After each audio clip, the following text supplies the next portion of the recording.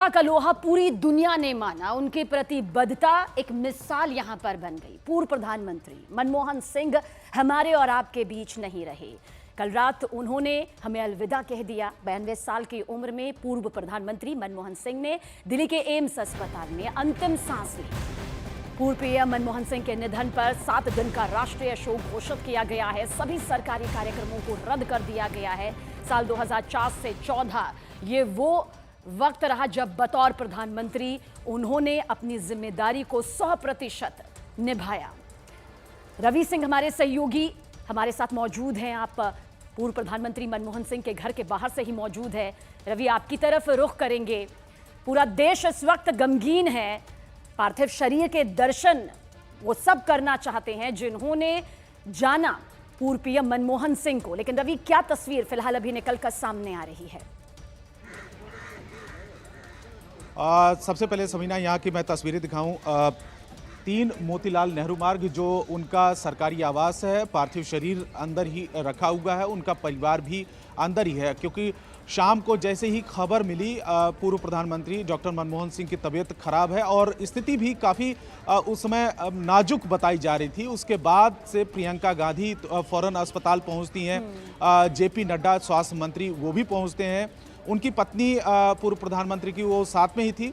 लेकिन 8:06 पर उनको लाया गया था और 9:51 पर उनका निधन हुआ, जिसमें एम्स की तरफ से एक बुलेटिन जारी हुआ। फिलहाल यहाँ पर पुलिस की डिप्लॉयमेंट धीरे धीरे करके बढ़ रही है।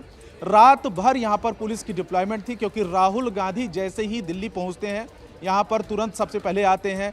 सोनिया गांधी भी आई थी, मल्लिकार्जुन खड़गे, केसी वेणुगोपाल, और उससे पहले एम्स अस्पताल में तमाम वो बड़ी संख्या में जो कार्यकर्ता हैं कांग्रेस से वो पहुंचे थे।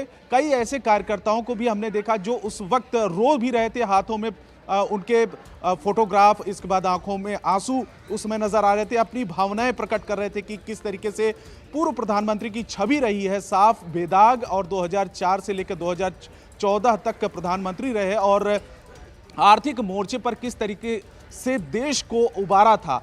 तो फिलहाल आज पार्थिव शरीर अभी इस समय घर पर ही है। इसको लेकर ऑफिशियल अनाउंसमेंट भी होगा कि अंतिम संस्कार कब होगा। कांग्रेस ऑफिस यानी कि 24 अकबर रोड पर उनका पार्थिव शरीर कब रखा जाएगा, इसको लेकर परिवार से सहमति भी जरूरी है। राजकीय सम्मान के साथ में उनका अंतिम संस्कार किया जाएगा। तो फिलहाल हो सकता है कि एक दिन के बाद यानी कि शनिवार को अंतिम संस्कार हो, लेकिन अभी इसकी ऑफिशियल कंफर्मेशन है, क्योंकि केसी वेणुगोपाल रात के 2:30 बजे 3 बजे पहुंचे थे यहाँ पर परिवार से मिलने के लिए। तो उन्होंने ये कहा था कि हो सकता है कि अंतिम संस्कार शनिवार को हो, क्योंकि परिवार को अभी आने में देरी होगी। कुछ लोग हैं परिवार के जो बाहर रहते हैं देश से। तो फिलहाल अभी पूरे दिन यहाँ पे हैं, जो कार्यकर्ता हैं, नेता हैं, वो भी पहुंचना शुरू करेंगे थोड़ी देर बाद में और अंतिम दर्शन कर सकते हैं यहाँ पर। रवि, आप नज़र बनाए रखिएगा, आपके जरिए दर्शकों तक आज पूरी तस्वीर पहुंचेगी। देखिए, पूर्व प्रधानमंत्री मनमोहन सिंह जो गवर्नर भी रहे, वित्त मंत्री भी रहे, बतौर प्रधानमंत्री भी उन्होंने जिम्मेदारी यहां पर संभाली।